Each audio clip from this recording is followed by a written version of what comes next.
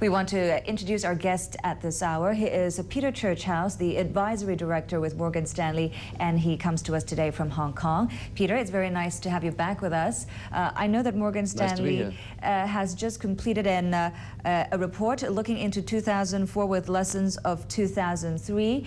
Could you summarize for us some of the things you're forecasting for next year?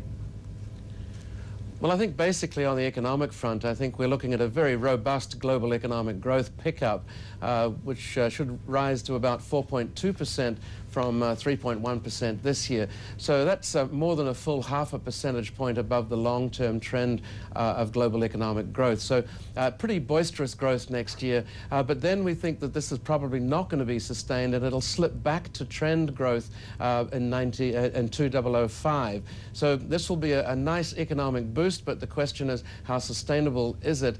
Clearly, the big push in fiscal and monetary stimulus that we've seen out of the G7 economies this year is really what's going to give us this be higher than trend growth next year. But what comes next, that's really the big question. In terms of investment strategy, would that translate into a recommendation to investors that they can profit from a nice little rally on the equity markets next year, but they need to get out perhaps even before the second half of 2004?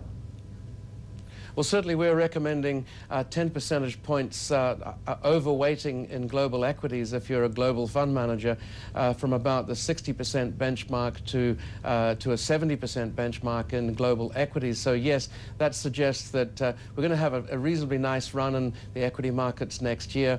Also, you're seeing much stronger than expected earnings growth, particularly out of the US. We're seeing growing levels of earnings growth also in Asia here. So we're also within that equity weighting, we're basically overweight non-Japan Asia and a little bit underweight the US in a global equity portfolio. And you say overweight non-Japan Asia, is that correct? That's correct. Okay, so outside of Japan, which are the markets that are particularly appealing to you? Well, we think basically Hong Kong, Singapore, and Korea stand to be having some of the strongest marginal increment in economic growth. And certainly I think in Hong Kong we can expect to see some earnings upside surprises as we have shaken fully clear of SARS, and we see the impacts of CEPA coming through. We're seeing it at the unemployment numbers today. So I think you're going to see a lot of revisions of earnings to the upside there. And similarly in Singapore, I think we're going to see that as well. As far as Korea is concerned, Korea has been hit this year to some extent by the credit boom that we saw last year and the credit tightening. By the first quarter of the coming year, we think that credit bubble, if you like, is going to have been purged from the system, and I think putting Korea back on foot for a decent consumer-led economic recovery, as well as reasonably robust export performance as well. Okay, very interesting stuff. Peter, we want to get into more detail with you in just a couple of minutes, so thank you very much agreeing to stay on with us. Peter Churchouse of Morgan Stanley. Let's take our first break. In a couple of minutes, we'll go back to Peter, and we want to also focus a little bit on China. Peter Churchouse will tell you that he thinks many of the Chinese equities are overpriced. Stay with us. You're back with Market Wrap, and we want to go straight back to our guest, Peter Churchouse, the Advisory Director with Morgan Stanley. He stays on with us live in Hong Kong. Peter, I want to focus a bit on China with you, because you are warning that from a fundamental standpoint, Chinese stocks are looking rather overvalued, and you're saying that as with all past bull markets, the bubble will eventually burst. Can you flesh this out a little bit for us? Well, I think we've certainly seen something of an over-exuberance in Chinese stocks over the last couple of months or so. And in fact, if you look at the basic Chinese share indices this year, they've been some of the best performers in the world, coming from a very low base, I might add.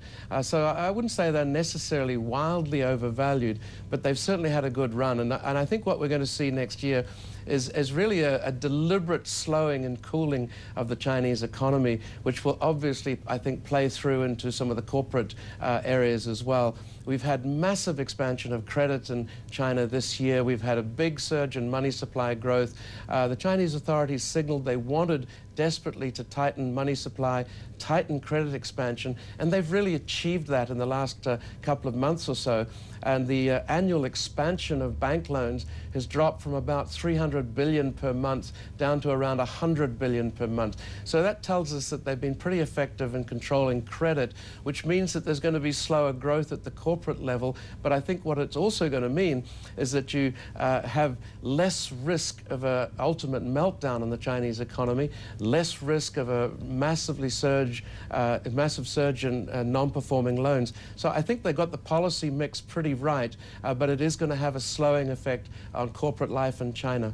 But even if the Chinese economy does slow, let's say from around 8% to 7% or 6.5%, it's still much stronger than a lot of the economies around the world. There's so much money chasing so few Chinese stocks. Wouldn't that continue to support the Chinese share market? Well, yes, you say that, but at the margin, as analysts and investors, we're always looking for turning points at the margin, changes at the margin, and the change at the margin in China is to the downside, not to the upside. Yes, it will continue to be a very robust economy, no question about that, probably around 7% GDP growth. Although this year's figure will be announced at around 8.5%, we think it may well understate the true economic performance of China this year. It may well be closer to 9.5% if we were able to measure it accurately. So we've had a real bubble building up here in China. It's not to say that the economy is still not going to grow well. It's just it's not going to grow at the pace that we've seen. And the corporates, clearly by virtue of the fact that they will have less credit to play with, less credit to invest, therefore less business to do, I think you're going to see a slowdown in revenues and obviously in profit levels in many sectors, particularly in areas like the autos, some of the base materials such as steels, and I suspect you'll see a bit of a pullback in the property sector as well. Peter, thank you so much for coming by to share your findings with us today. Peter Churchouse, Advisory Director with Morgan Stanley in Hong Kong.